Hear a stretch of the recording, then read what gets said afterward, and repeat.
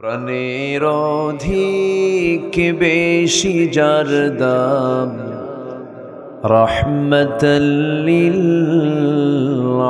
আলামিন। জানো কি তোমরা তাহার নাম রাহমাতাল লিল আলামিন। অসহায়ের বুকে যে জন গোপনে করে সওয়ার, দুরুদ পড়ে সুবহে ও শাম রাহমাতাল লিল আলামিন। গরিবের আহার দিতেন নিজে হয়ে রোজাদার, নিয়মর ভালোবাসার খাম রাহমাতাল লিল আলামিন। জানো কি তোমরা তাহার নাম রাহমাতাল লিল আলামিন। সবাই বলি সাল্লাল্লাহু আলাইহি ওয়াসাল্লাম। মহান রব্বুল আলামিনের শুকরিয়া যে মহান আল্লাহ সুবহানাহু ওয়া তাআলা আমাকে আপনাকে সারাদিনের সকল কাজকর্মের ইতি টেনে যখন আমরা ক্লান্ত শ্রান্ত দেহটাকে এই শীতের আরামের রাত্রিতে ক্লান্তি দূর করার জন্য ধীরে ধীরে বিছানার দিকে চলে যাব, ঠিক সেই মুহূর্তে আমরা বসে আছি জান্নাতের বাগানে কোরআনের টানে। যে মনিব আমাকে আপনাকে আসার তৌফিক দিলেন সেই মহান রবের শানে বলে উঠছি আলহামদুলিল্লাহ। আবারও বলছি আলহামদুলিল্লাহ। চিৎকার মেরে বলছি আল্লাহুম্মা ইন্নী আসআলুকা আল হুদা ওয়াত তুকা ওয়াল আফাফা ওয়াল গিনা। সবাই বলি আল্লাহুম্মা আইন্নি আলা যিকরিকা ওয়া শুকরিকা ওয়া হুসনি ইবাদাতিকা। আমরা আল্লাহ তাআলার শুকর আদায় করে নিলাম। সম্মানিত হাজিরিন, আমি এসেছি অনেক আগে, এতক্ষণ মাহফিল শেষ হয়ে যাওয়ার কথা। অনেক আগে আসছি, বাগমারার পাশে তো, বাগমারায় এরকম রেকর্ডও আছে, আমাকে রাত ৩টে উঠাইছে। এটা এদিকের একটা ট্র্যাডিশন থাকে। একটু বেশি রাত হলো, শেষ হতে যদি একটু দেরি হয় কষ্ট হবে না তো? সবাই থাকতে রাজি আছেন তো ইনশাআল্লাহ? আল্লাহ কবুল করুন, জোরে বলি আমিন। সম্মানিত হাজিরিন, আজকে কিছুক্ষণ আগে দুটো ছেলের মাথায় আমরা পাগড়ি পরায়া দিলাম। কেমন লেগেছে বলেন? কেমন লেগেছে? এটি কি ছোটখাটো কোনো পুরস্কার? ছোটখাটো কোনো পুরস্কার বলেন তো? অনেক বড় পুরস্কার। এর সমকক্ষ, এর সঙ্গে তুলনা চলে এমন কোনো পুরস্কার পৃথিবীতে নাই। চিন্তা করা যায়? কোরআনের মতো এই ৩০ পারা কিতাব তাদের সিনার মধ্যে তোলা, এটা ছোটখাটো কোনো যোগ্যতা নয়।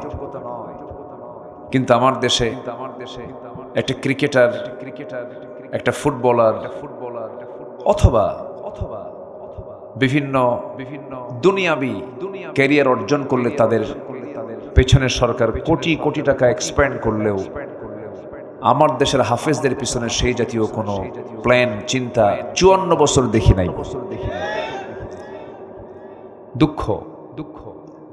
নাজমুস সাকিব, জাকারিয়া, সালেহ আহমদ তাকরিম, আদেল, এই সমস্ত ছেলেগুলো গোটা পৃথিবীর হাফেজদেরকে হারিয়ে দিয়ে ফার্স্ট পুরস্কার নিয়ে এসেছে।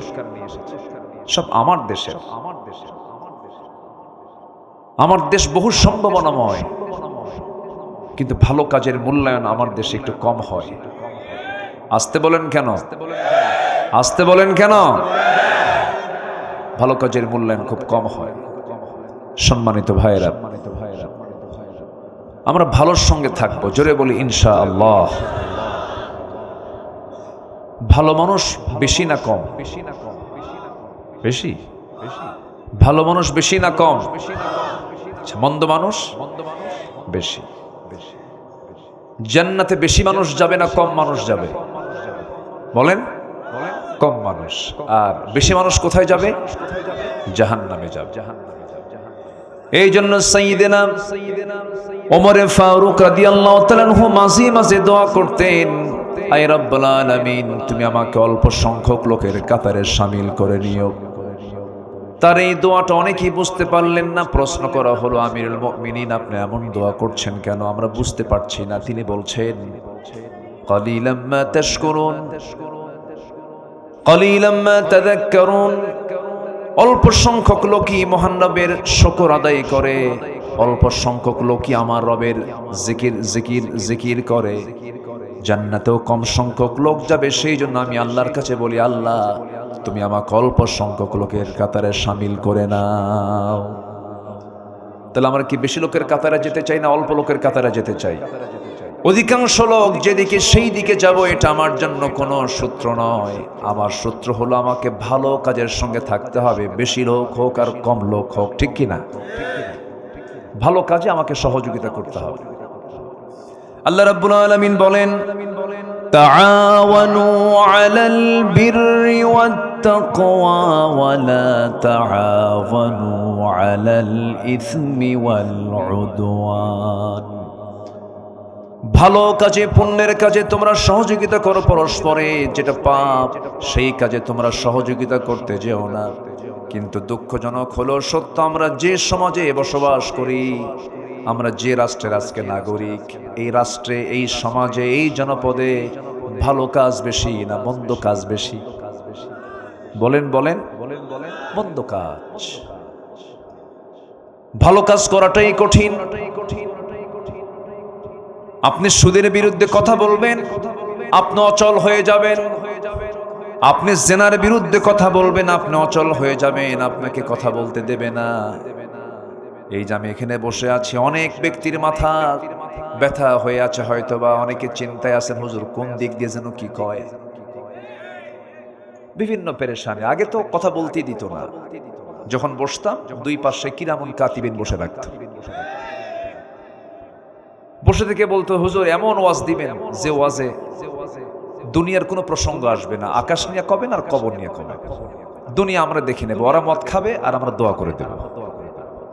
এগুলি চলেছে। সেই চিত্র আর আমরা বাংলাদেশে দেখতে চাই না। তরুণ প্রজন্ম পালস বুঝে নিয়েছে, তরুণ প্রজন্ম বুঝতে পেরেছে। আমার আপনার সন্তানরা সিদ্ধান্ত নিয়ে ফেলেছে, আগামীর বাংলাদেশকে আমরা সৎ যোগ্য নেতৃত্ব দিয়ে গড়তে চাই। আল্লাহ কবুল করুন, আল্লাহ কবুল করুন, আল্লাহ কবুল করুন। আমি খুব ভয় পাচ্ছি যে আপনারা দৌড় মারেন কিনা। বেশি রাত হয়ে গেছে তো, থাকবেন তো নাকি? রাজি আছেন তো ইনশাআল্লাহ?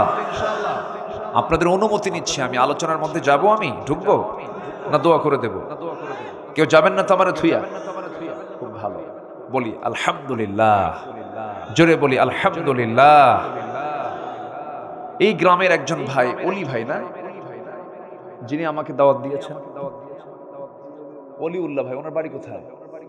পাশে। উনি নওগাঁ গাউসুল আজম কামিল মাদ্রাসার লেকচারার, প্রভাষক তিনি। আমাকে বললেন যে আপনি আসবেন, কিন্তু উনি যে আসেন নাই, আমি জানলে তো আসতামই না। হোস্ট নাই, গেস্ট এসে বসে আছে, এমনি মজা করলাম। অত্যন্ত বিনয়ী মানুষ, উনি দাওয়াত দিয়েছেন, আমি এসেছি। আমি আপনাদেরকে দেখে আমি খুব খুশি হয়েছি, আল্লাহ কবুল করুন, জোরে বলে আমিন। কিন্তু আসলাম নাটোরে, কিন্তু কাঁচাগোল্লা পাইলাম, পাইনি, এটা মিস হয়ে গেছে আপনাদের। সম্মানিত ভাইয়েরা, সম্মানিত বন্ধুগণ, ভালো কাজের সঙ্গে যদি আমরা সম্পর্ক রাখি, মন্দ কাজ এমনি দূর হয়ে যাবে। আমার দেশে একটা শ্রেণী আছে যারা নেতৃত্ব দিচ্ছে, যারা মসজিদের সভাপতি হতে চায়, যাত্রা কমিটির সভাপতি হতে চায়। এই নেতৃত্বকে ছাঁটাই করতে হবে। একই ব্যক্তি মসজিদের প্রথম কাতারে নামাজ পড়ে, আবার নাইট ক্লাবের সভাপতি হয়ে বসে থাকে, মদের বোতলও খায়। আছে কিনা বলেন? এগুলোকে আমাদের ছাঁটাই করা উচিত। আমরা সৎ যোগ্য হয়ে নিজেকেও গড়ে তুলব, সমাজকেও গড়ে তুলব, এবং সমাজের যারা নেতৃত্বে তাদেরকেও আমরা ওরকম ধরনের মানুষই দেখতে চাই। এবং এই হুকুমটা কি আব্দুল্লাহ আল আমিনের না আল্লাহর? কার হুকুম বলেন? আল্লাহর। ভালো কাজ যদি করে যায়, আল্লাহ পাক বলছেন আমি বান্দাকে 10টা পুরস্কার দেব। যেরকম সুবহানাল্লাহ। ভালো কাজের 10টা পুরস্কার কোরআনে কারীমের বিভিন্ন জায়গা থেকে আমি খুঁজে খুঁজে বের করেছি। আল্লাহ পাক ভালো কাজের জন্য 10টা পুরস্কার কি দিবেন আমি একটা একটা করে আজকে খুলে বলবো। আমাকে সময় দিচ্ছেন তো নাকি ইনশাআল্লাহ? আমি কি একটাও বলেছি এখনো? তাহলে কি ওয়াজ কি শেষ না শুরু? আসেন আমরা লাইনে চলে যাই। আল্লাহ কি বলছেন, আল্লাহ কি পুরস্কার দিবেন। নেক আমলগুলো কি? নেক আমলগুলো যা হালাল সব নেক আমল। বলেন যা হালাল সব কি, আর যা হারাম সব কি? যেটা হারাম ওটা হচ্ছে বদ আমল, আর যেটা হালাল সেটা কি বলেন? নেক আমল। হারাম ছেড়ে দেব, হালাল ধরবো, জান্নাত আল্লাহর কাছ থেকে বুঝে নেব। সহজ তো, অঙ্ক তো সহজ। অঙ্ক কি কঠিন? কিন্তু বান্দা হালালের দিকে বেশি দৌড়ায় না হারামের দিকে বেশি দৌড়ায়? হারামের দিকে। আল্লাহ রাব্বুল আলামিন হালালটাও ক্লিয়ার করেছেন, আবার হারামটাও ক্লিয়ার করেছেন। কোনটা হালাল কোনটা হারাম। আল হালালু বাইয়িন আল হারামু বাইয়িন। যেরকম বিয়েটা হালাল, বিয়েটা কি বলেন? হালাল। আবার জিনাটা কি বলেন? বলেন বলেন। ব্যবসাটা কি? সুদটা কি? আল্লাহ রাব্বুল আলামিন বলছেন আহাল্লাল্লাহুল বাই'a ওয়া হাররামার রিবা। আমি আল্লাহ রাব্বুল আলামিন ব্যবসাকে হালাল করেছি আর সুদকে করে দিয়েছি হারাম। আল্লাহ পাক এটা ক্লিয়ার করে দিয়েছেন, কিন্তু বান্দা কয় ব্যবসা, সুদ তো ব্যবসার মতোই। দেখেন ও আবার উল্টা যুক্তি দেয়, সুদ তো ব্যবসার মতোই। কিন্তু সুদ কখনো ব্যবসার মতো হবে না, ব্যবসা কখনো সুদের মতো হবে না। সুদকে আল্লাহ রাব্বুল আলামিন এত জঘন্য হিসাবে বান্দার সামনে প্রেজেন্ট করেছেন। সুদের সর্বনিম্ন গুনাহ হলো নিজের মার সঙ্গে জিনা করা। যেরকম নাউযুবিল্লাহ। আমার ওয়াজে কিন্তু আজকে খুব একটা মজা পাবেন না। হালাল হারাম নিয়ে আলোচনা শুরু হচ্ছে তো কেউ উঠবেন না, যিনি উঠবেন ভাববে ওটাই সুদ খায়। একটু বসে থাকেন। আমরা জান্নাত পেতে চাইলে আমাদেরকে খারাপ কাজগুলো ছাড়তে হবে, আর নেক আমল করলে তার 10টা ফলাফল আল্লাহ দিয়ে দিবেন। যেরকম সুবহানাল্লাহ। আমার বন্ধুগণ একটু কান লাগাবেন, মনোযোগ দিয়ে শুনবেন। জিনাকে আল্লাহ রাব্বুল আলামিন হারাম করেছেন কেন? জিনা হলে পরে সমাজে সুস্থ না অসুস্থ? সমাজ অসুস্থ হয়ে পড়বে, মানুষ রোগী হয়ে যাবে।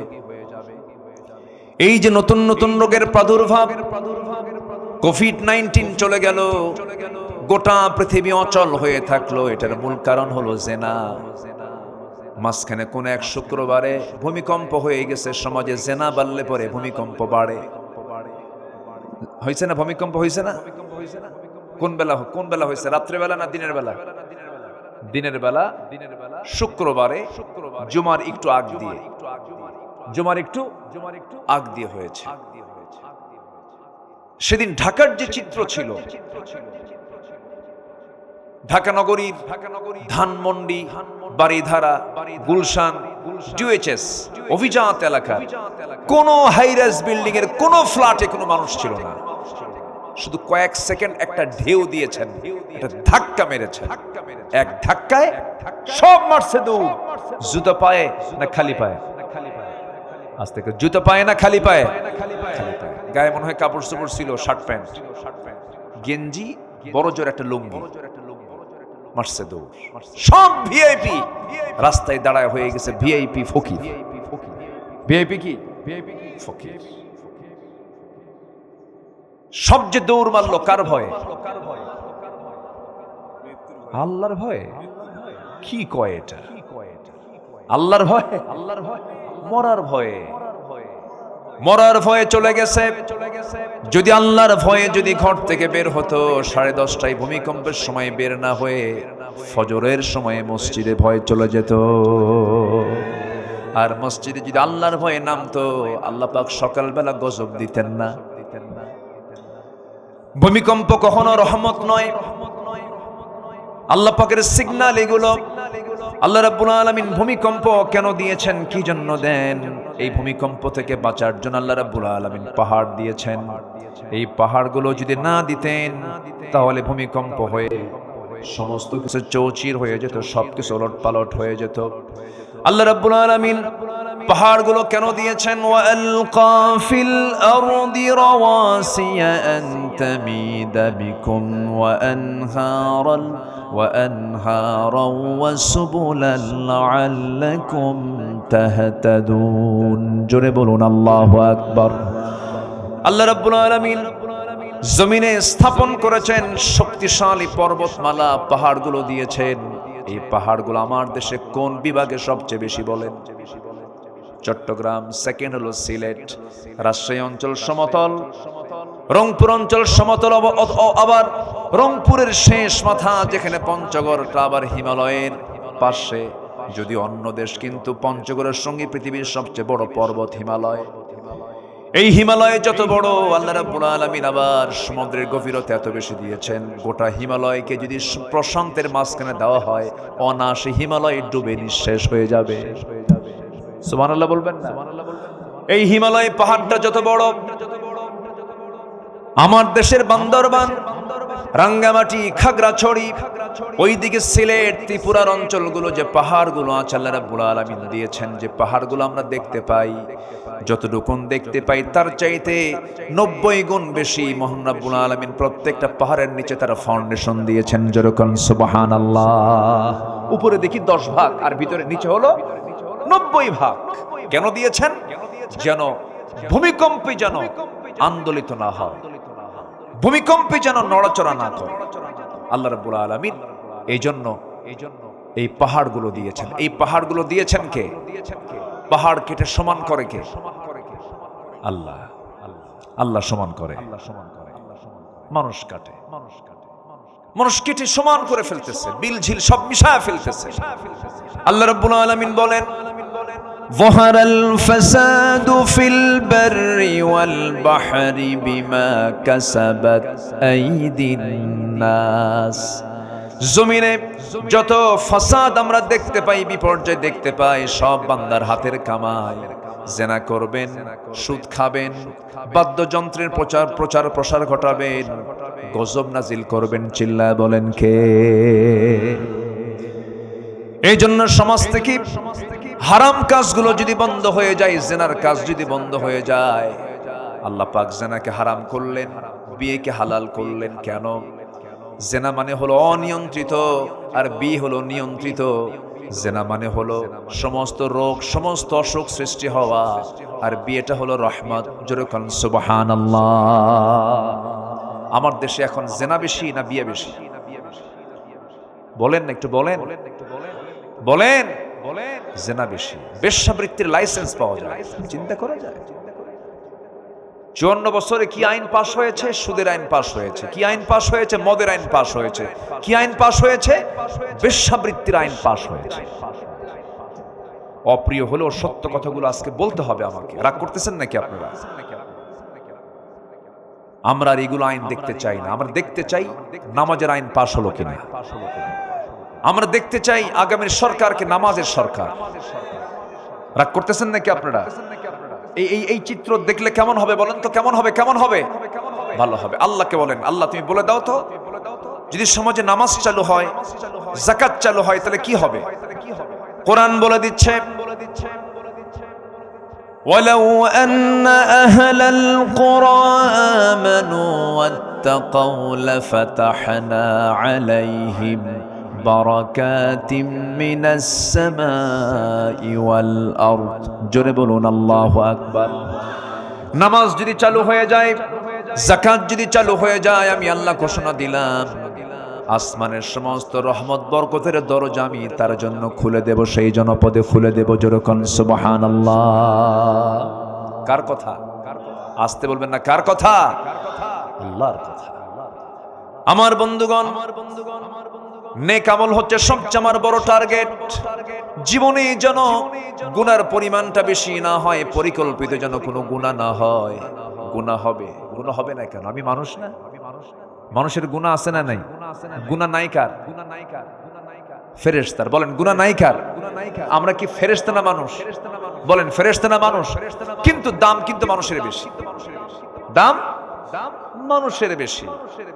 ফেরেশতার দাম কেমনে হবে? কারণ ফেরেশতার গুনাহ করার যোগ্যতাই নাই, সে গুনাহ করবে কেমনে? কিন্তু বান্দার গুনাহ করার যোগ্যতা থাকার পরও আল্লাহর ভয়ে সে গুনাহ করে না, এই জন্য বান্দার দামটা বেশি। আমার বন্ধুগণ, সবচাইতে সফল জীবন হলো যে বান্দার জীবনে গুনাহ কম, নেক আমলের পরিমাণটা বেশি। তবে গুনাহ কিন্তু প্ল্যান করে করা যাবে না, হঠাৎ করে হয়ে যেতে পারে। কিন্তু হঠাৎ করে হয়ে যাওয়ার সঙ্গে সঙ্গে ভালো বান্দা যারা চোখের পানি ফেলে দিয়ে আল্লাহর কাছে বলবে, আল্লাহ আমারে মাফ করে দাও। রাত যখন গভীর হয়ে যাবে কি করবে? ওয়াল্লাযীনা ইয়াবিতুনা লিরাব্বিহিম সুজদান ওয়া কিয়ামা ওয়াল্লাযীনা ইয়াকুলুনা রাব্বানা ইসরিফ আন্না আযাবা জাহান্নাম ইন্না আযাবাহা কানা গরামান ইন্নাহা সাআত মুস্তাকাররান ওয়া মুকামা। জোরে বলুন আল্লাহু আকবার। রাত যখন গভীর হয়ে যাবে, সব বান্দা ঘুমিয়ে পড়বে। আল্লাহর যারা খুব কাছের বান্দাগুলো তারা করে কি? তারা মনে করে আল্লাহ তোমার জন্য প্রথম আকাশে এসেছেন। কোন আকাশে? রাত গভীর হলে আল্লাহ পাক প্রথম আকাশে চলে আসেন। আল্লাহ আছেন হলো 7 আকাশের উপরে, তিনি চলে আসেন 12টার পরে প্রথম আকাশের কাছে। আল্লাহু আকবার বলেন। কার জন্য আসে? কার জন্য? আমার জন্য। কার জন্য বলেন? আমার জন্য আসে। এবং তিনি প্রশ্ন করেন, আলা মিন মুস্তাগফিরিন ফাগফির লাহ, কোন ক্ষমা প্রার্থী আছো আমার কাছে ক্ষমা চাবে, আমি তাকে ক্ষমা করে দেব। কি সুন্দর করে আমার আল্লাহ বলেন। এই জন্য আমার বন্ধুগণ, 5 ওয়াক্ত নামাজ তো পড়বই আমরা। একটা ওয়াক্তের নামাজ কখনো বাদ দেব না, তার নাম হলো তাহাজ্জুদ। যে ব্যক্তি তাহাজ্জুদকে কন্টিনিউ করবে, তার 5 ওয়াক্ত নামাজ কখনো কাজা হবে না। তাহাজ্জুদকে আমরা কন্টিনিউ করব। আল্লাহর সঙ্গে সম্পর্ক না সৃষ্টি হলে পরে কখনোই আমি এই দুনিয়ার জীবনে শান্তি পাবো না। হয়তো ভাববেন টাকা থাকলে শান্তি, বউ থাকলে শান্তি, সমাজে নেতা হয়ে গেলে শান্তি না। আপনি চলে যান তাদের কাছে, কোথাও শান্তি পাবেন না। শান্তির জায়গা একটা হলো কার জিকির। আসতে বলবেন না, কার জিকির? আল্লাহ রাব্বুল আলামিন বলেন, ومن أعرض عن ذكري فإن له معيشة ضنكا ونحشره يوم القيامة أعمى قال رب لم حشرتني أعمى وقد كنت بصيرا। এই আয়াতটা আমাকে দারুণ ভাবে ভাবায়। মাঝে মাঝে আমি অস্থির হয়ে যাই, আয়াতটা যখন পড়ি আমার কাছে কেমন যেন লাগে। আল্লাহ পাক খুব শক্ত ভাষায় বলেছেন। আল্লাহ বলছেন, যে বান্দা আমার জিকির থেকে আমাকে স্মরণ না করে যে বান্দা নিজেকে দূরে রাখবে, আমি তাকে কিয়ামতের দিন আমি তাকে অন্ধ করে তুলব, আর দুনিয়ার জীবনটা আমি তার জন্য সংকীর্ণ করে দেব। দুনিয়ায় কোনো শান্তি থাকবে না, অশান্তির আগুনে দাউ দাউ করে জ্বলবে। বউ থাকবে শান্তি নাই, টাকা থাকবে শান্তি নাই, পয়সা থাকবে শান্তি নাই, সন্তান থাকবে গাঁজা খাবে। কি বুঝতেছেন কি আপনারা? অশান্তির আগুনে দাউ দাউ করে জ্বলবে, আমি তার শান্তি উঠায় নেব এবং তাকে কিয়ামতের দিন অন্ধ করে তুলবো। যখন বান্দা বলবে, আল্লাহ আমি তো চক্ষুওয়ালা ছিলাম, আল্লাহ বলবেন, তুই চক্ষুওয়ালা ছিলি, তুই আমাকে দুনিয়ার জিন্দেগিতে যেমন করে ভুলে গেছিস, আজকের দিন ওয়াকাযালিকাল ইয়াউমা তুনসা, আজকের দিনও তোকে আমি ভুলে গেলাম। আল্লাহ যদি সেই দিন ভুলে যান, শুধু বিপদ না মহাবিপদ, শুধু বিপদ না মহাবিপদ, মহাবিপদ হয়ে যাবে। সেই মহাবিপদ থেকে বাঁচার জন্য আমার আল্লাহর জিকিরটা কখনো এক মুহূর্তের জন্য বাদ দেওয়া যাবে না। একজন খলিফার কথা হঠাৎ করে মনে হয়ে গেল, সেই খলিফার নাম হচ্ছে ওমরে ফারুক রাদিয়াল্লাহু তাআলা আনহু। কয় নাম্বার খলিফা বলেন? কয় নাম্বার? 2 নাম্বার খলিফা ছিলেন। বহুদিন আগে, আজ থেকে 20 বছর হবে প্রায়, এক মাহফিলে বললাম ওমরে ফারুককে চিনেন কে? সামনে দিকে একজন দাঁড়ায়, ছোট্ট একটা ছেলে দাঁড়ায়, বলে আমি চিনি। কে? আমাদের বাড়ির দোতলায় ভাড়া থাকে। আমাদের দোতলায় ভাড়া থাকে। এটা কি ভাড়া থাকা অমর? আমি ছোট্ট ছেলেটাকে বললাম, তুমি 100তে 100 পাইছো, তোমার বুদ্ধি যত দূর উত্তরও তত দূর। এই অমর তো সেই অমর নন, অর্ধ জাহানের খলিফা, যার ব্যাপারে মহাত্মা গান্ধী বলেছেন, ভারতের মহাত্মা গান্ধী পর্যন্ত বলতে বাধ্য হয়েছেন, অশান্ত পৃথিবীকে শান্ত করার জন্য মুসলমানদের মতো একজন ওমর দরকার পৃথিবীতে। আল্লাহু আকবার। আর সেই মুসলমান আজকে Mao Tse-tung, Karl Marx, Lenin, secularism, ন্যাশনালিজমকে কেমন করে গ্রহণ করে? মুসলমান কখনো মানব রচিত আইনকে বিশ্বাস করতে পারে না। আমরা ইসলামকে প্রতিষ্ঠা করতে চাই, কোন ব্যক্তির দলকে আমরা প্রতিষ্ঠা করতে চাই না। আমরা ব্যক্তি পূজা করতে আসিনি দুনিয়াতে, আমরা আল্লাহর ইবাদত করতে এসেছি। 16 বছর শুধু ব্যক্তি পূজাই হয়েছে। পার্লামেন্টে দাঁড়ায় শুধু 10 মিনিট ধরে আমি স্মরণ করছি কুতকুতানি সুলতানি কাউজারি। স্মরণ করবো আকে কাকে? স্মরণ করবো কারে কারে? আল্লাহ ছাড়া আমার কেউ আছে? আল্লাহ ছাড়া কেউ আমার আছে?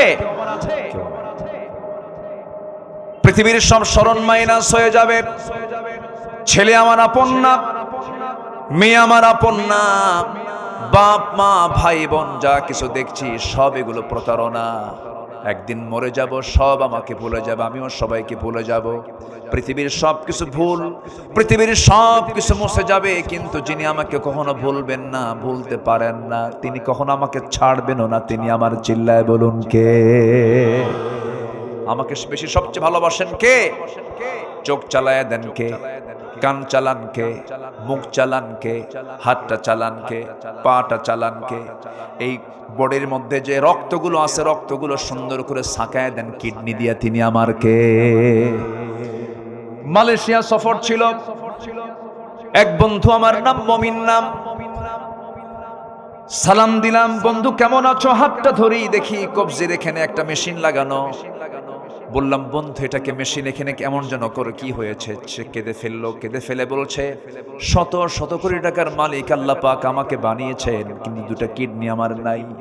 আমি আল্লাহকে বলি, আল্লাহ সব সম্পদ তুমি আমার থেকে নিয়ে নাও, কিডনি 2টা ভালো করে দাও। সপ্তাহে তাকে 4 দিন হসপিটালে যেতে হয়, কিডনি ডায়ালিসিস করার জন্য যেতে হয়, ডায়ালিসিস মেশিনে নিতে হয়। রক্তগুলো ডায়ালিসিস না করলে সে মরে যাবে। যা কিডনি করে তা দুনিয়ার মেশিন দিয়ে করতে হয়। দুনিয়ার মেশিন, ডায়ালিসিস মেশিনটার ওজন হলো 100 কেজি। আর আল্লাহ রাব্বুল আলামিন তার চেয়ে উন্নত মানের মেশিন দিয়েছেন আমাদের দেহের মধ্যে 2টা। একটা দিলেও 2টা কিডনি দিয়েছেন। 2টা কিডনির ওজন হলো মাত্র 200-400 গ্রাম। আর ডায়ালিসিস মেশিনের ওজন হলো 100 কেজি। আল্লাহ পাক 200 গ্রামে যা দিয়েছেন, আর বান্দার 100 কেজিতেও তাও নাই। জোরে কোন সুবহানাল্লাহ। যদি এমনটা হয়ে যেত, যদি এমনটা হতো, আল্লাহ আমাকে দুনিয়া থেকে পাঠায়া দিলেন, যা তুই দুনিয়াতে যা, এরপর আকাশ থেকে 100 কেজি 2টা কিডনি পাঠায়া দেব। ধানের বস্তা নেব না কিডনির বস্তা নেব? কত বেকায়দা হয়ে যেত। আল্লাহ বলছেন, বান্দারে এমন সুন্দর করে সৃষ্টি করেছি, তোর বডির মধ্যে সব প্ল্যান করে সুন্দর মতো ব্যালেন্স করে বানায় দিয়েছি। আল্লাযী খালাকাকা ফাসাওয়াকা ফাআদালাক। আল্লাহু আকবার। এই যে চোখ, এই যে কান, এই যে নাক, এই যে গলা, ইএনটি ডাক্তারের কাছে যান নাটোরে। একটা নাকের ডাক্তার, কানের ডাক্তারের কাছে গিয়ে বসেন। ডাক্তার যদি আপনাকে বোঝানো শুরু করে, পদ্মা, মেঘনা, যমুনা যত বড়, তার চাইতে বড় আল্লাহ পাক এই চোখ কান নাক বানায় দিয়েছেন। জোরে বলেন সুবহানাল্লাহ। এই চোখের মধ্যে আল্লাহ পাক শুকনা করেছেন না ভিজা করে দিয়েছেন? শুকনা। চোখের পানি আসে না নাই? দেখি এক সময় না সব সময়? সব সময় চোখের পলক পড়ছে, প্রতি মিনিটে 15 থেকে 20 বার, আর পানি পড়ছে। এই পানির পরিমাণটাও লিমিট করেছেন। বেশি হলে রোগ হয়ে যায়, আবার কম হওয়া যাবে না। আল্লাহ রাব্বুল আলামিন ব্যালেন্স করে চোখের পেছনে মেশিন সেট করেছেন। প্রতিদিন 24 ঘন্টায় বান্দার চোখ থেকে 1 মিলিলিটার চোখ থেকে পানি বের করে দেন। মিঠা পানি না লবণ পানি? লবণ পানি দিয়ে দেন। তাহলে লবণ করার জন্য মেশিন আছে না নাই? আছে। আবার কানের মধ্যে চলে যান, কানের মধ্যে ময়লাগুলো আছে, এই ময়লা কিন্তু সেই ময়লা নয়। সকল কানের ডাক্তাররা কিন্তু এই ময়লাটা সাফ করতে নিষেধ করে। অযথা কানে হাত দিবেন না, আল্লাহ রাব্বুল আলামিন এটা ময়লা দেন নাই।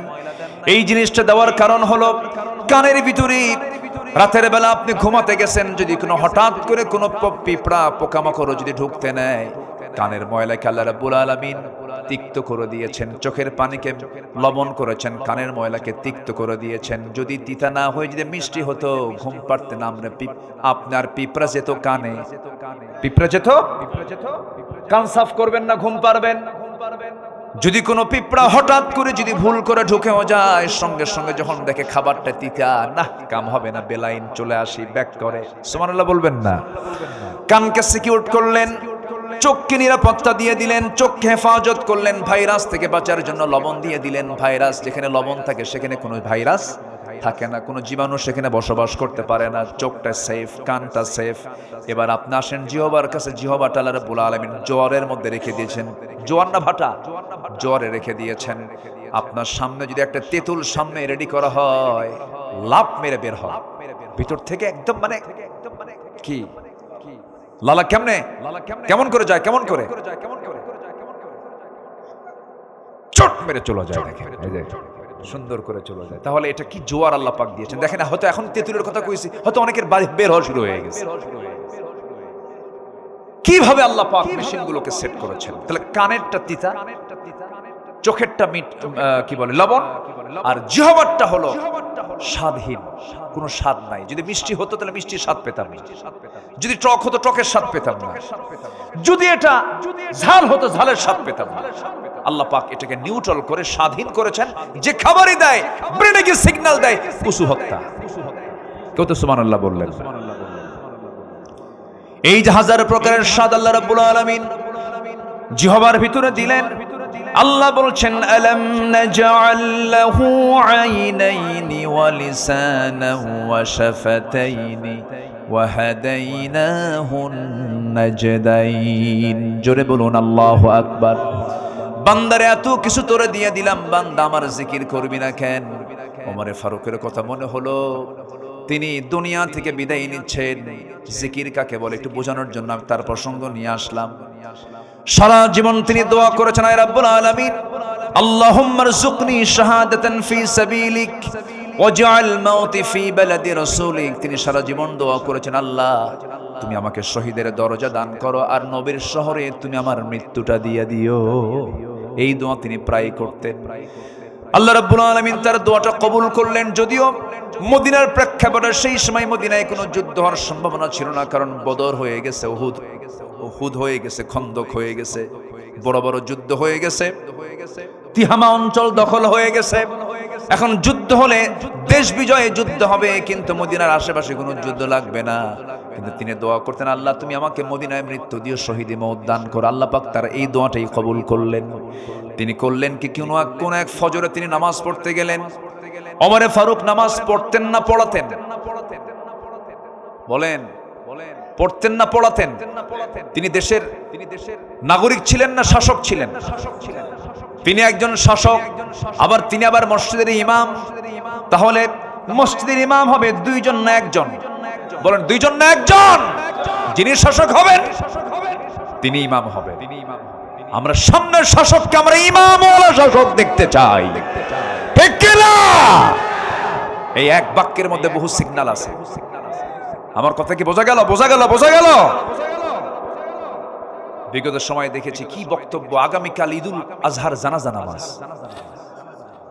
শোনেন নাই? শোনেন নাই? এগুলো শোনেন নাই? পার্লামেন্ট এমপি কারি সাহেব যায় নাই, তেলাওয়াত করার দায়িত্ব দিছে স্পিকার। কেউ তো নাই, কারি সাহেব আসে না, আপনি কি তেলাওয়াত করেন না, এমপি কি তেলাওয়াত করতে দিছে? কেল হে আল্লাহ হে, শয়তান কই তোরছে আমার তেলাওয়াত ভালো আছে। এই সমস্ত অযোগ্য নেতৃত্বের মুখে আমরা জুতা মারি, থুতু মারি। রাগ করছেন? রাগ করা যাবে না। ভুল বারবার করা যাবে না। ভুল বারবার করলে বিপদ হয়ে যাবে। ভুল আর আমরা করব না, জোরে বলি ইনশাআল্লাহ। আকলমন্দ ইশারা বা সচেতন ব্যক্তির জন্য ইঙ্গিতগুলোই যথেষ্ট, বেশি কিছু লাগে না। একটু বুঝি, আমরা বোঝার চেষ্টা করি। আচ্ছা বলেন তো, আপনার ইমাম যদি গাঁজা খায়, আপনি কি নামাজ পড়বেন তার পিছনে? আপনি বলবেন আমি না হয় মদ খাই, হুজুর কেন গাঁজা খায়? ইমামকে কত কি দেখি আমরা, ইমামের দাড়ি ছোট হলে বলে হুজুরের তাকওয়া ঠিক নাই, দাড়ি ছোট ফাঁসে গুজু। কি ঠিক কিনা বলেন? একটা ইমামের মাথা থেকে পা পর্যন্ত সব অনুবীক্ষণ যন্ত্র দিয়ে দেখি হুজুরের কোনো দোষ আছে কিনা। নামাজের ইমামকে যদি আমরা এতটুকু দেখি, সমাজের যারা নেতা হবে তাদেরকে দেখার দরকার আছে না নাই? সবগুলো যখন নির্বাচন আসে, এত দরবেশ হয়, মাথার চুল দেখা যায় না, টুপি সাদা টুপি, সাদা পাঞ্জাবি, সাদা পায়জামা, দাড়ি খোসা খোসা কদম ফুলের মতো, আতর 4-5টা লাগায়, ঘাড়ের উপর একটা হাজির রুমাল নিয়ে গাম যায়, নামাজ হাতে নিয়ে আসরের নামাজ 5 বার পড়ে। আছে না নাই? সম্মানিত ভাইয়েরা, আমরা নামাজ পড়বো একদিন না সব দিন? আমরা নামাজ পড়বো একবার না 5 বার? আমরা নামাজ পড়বো সারা বছর না সারা বছর একদিন? সারা বছর। কয়বার নামাজ হবে দিনে? বলেন, দিনে রাতে কয়বার? 5 বার। আমার বন্ধুগণ, ওমরে ফারুক রাদিয়াল্লাহু তাআলা আনহু একদিকে শাসক, আরেকদিকে ইমাম। ফজরের নামাজের সময় হয়ে গেছে, তিনি নামাজ পড়াতে যাচ্ছেন। নামাজে দাঁড়িয়েছেন, মুসল্লায় তিনি দাঁড়িয়েছেন, নামাজ শুরু করে দিয়েছেন। প্রথম রাকাত হয়ে গেছে, দ্বিতীয় রাকাতে নামাজ পড়তে নিয়ে হঠাৎ করে রুকুতে গেলেন। এক শত্রু এসে তার ডান দিকে এসে তার পেটের মধ্যে চাকু ঢুকায়া দিল। যখন বিষ মিশ্রিত চাকু যখন ঢুকায়া দিয়েছে, বিষাক্ত চাকু যখন ঢুকায়া দিয়েছে, তখনও তিনি ধরাশয়ী হন নাই, সতর্ক হয়ে দাঁড়ায় গেছেন। কিন্তু বুঝে ওঠার আগে আবার তাকে ধরে তল পেটে 2টা স্টেপ মেরে দিয়েছে। ভুঁড়ি আংশিক বের হয়ে গেছে ওমরে ফারুক রাদিয়াল্লাহু আনহু। তিনি আর নিজেকে নিয়ন্ত্রণ করতে পারলেন না। রক্তাক্ত অবস্থায় তিনি মসজিদে নববীর ভিতরে পড়ে গেলেন। যখন তিনি পড়ে গেলেন, এই সময় সেন্স ছিল না, কয়েক ঘন্টা সেন্স ফিরে পেলেন। সকালবেলা হয়ে গেল, চোখটা মিলেই দেখেন তার কলিজার টুকরার সন্তান আব্দুল্লাহর সামনে দাঁড়ানো। আব্দুল্লাহকে দেখে বলছে, আব্দুল্লাহ রে কান্দো কেন? কেঁদো না, আমার জন্য পানি আনো তো। 1 গ্লাস পানি আনা হলো। 1 গ্লাস পানিটা ওমরে ফারুক দেখেই বলছেন, আব্দুল্লাহ এই পানি কিসের জন্য এনেছো? আপনার পানির জন্য এনেছি, আপনি পান করুন। না রে আব্দুল্লাহ, আমার কোনো তৃষ্ণা নাই, আমার তৃষ্ণা হলো ফজর নামাজ তো হয় নাই, ওযুর পানি নিয়ে এসে দাও। জোরকান সুবহানাল্লাহ। এটার নাম জিকির। এটার নাম কি বলেন? জিকির। ওযুর পানি এনে দাও। ওযুর পানি এনে দেওয়া হলো। কষ্ট করে তিনি ওযু বানালেন। ভুঁড়িটা বের হওয়া, গামছা দিয়ে ভুঁড়িটা বাঁধলেন, গামছা দিয়ে পেটটা বাঁধলেন, নামাজে দাঁড়ায় গেছেন। কিন্তু পারলেন না, মাথা চক্কর মেরে পড়ে গেলেন। শুয়ে ইশারা করে নামাজটা পড়ার পরে বলছে, আব্দুল্লাহ কেঁদো না, কান্দো কেন? তোমার বাবার তো সারা জীবনের দোয়া আজকে কবুল হয়ে যাচ্ছে। তোমার বাবার দোয়া হলো আমি যেন শহীদ হয়ে যেন মদিনায় যেন মারা যাই। আজকে আমি বড় ভাগ্যবান। আমাকে যে আঘাত করেছে সে কোনো মুসলিম নয়, সে একজন অগ্নি পূজক, আবু লুলু মাজুসি। সে আমাকে অ্যাটাক করেছে। আমি একজন অগ্নি পূজকের হাতে শহীদ হয়ে যাচ্ছে। আমি আল্লাহর দরবারে দারুণ কৃতজ্ঞ। আল্লাহ, তুমি আমাকে শহীদের কাতারে শামিল করে নিও। আব্দুল্লাহ, তুমি আমাকে হাসি মুখে বিদায় করে দাও।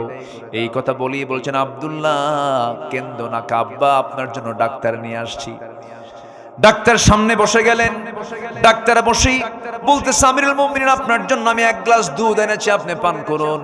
বিসমিল্লাহ বলে তিনি দুধ পান করলেন, কিন্তু দুধটা পেটের মধ্যে থাকলো না, স্টমাকে রাখতে পারলেন না, কারণ পেটটা ফুটো হয়ে গেছে। ফুটো পেট দিয়ে সব দুধগুলো বাইরে বের হয়ে গেছে। ডাক্তার জিহ্বায় কামড় মেরে বলছেন, ইন্না লিল্লাহ, আমরা কিছুক্ষণের মধ্যে আমরা খলিফাতুল মুসলিমিনকে হারায় ফেলবো, তিনি আর বাঁচবেন না, কোনো উপায় নাই। ওমর ফারুক মুস্কি মুস্কি হাসি মেরে বলছেন, ওরে ডাক্তার, তুমি আমাকে বাঁচাবা কেমনে? তুমি তো আমাকে আর বাঁচাতে পারবে না, কারণ নাকের মধ্যে ওমর জান্নাতের ঘ্রাণ পাওয়া শুরু করেছে। জোরে বলেন সুবহানাল্লাহ, আরো জোরে বলেন সুবহানাল্লাহ।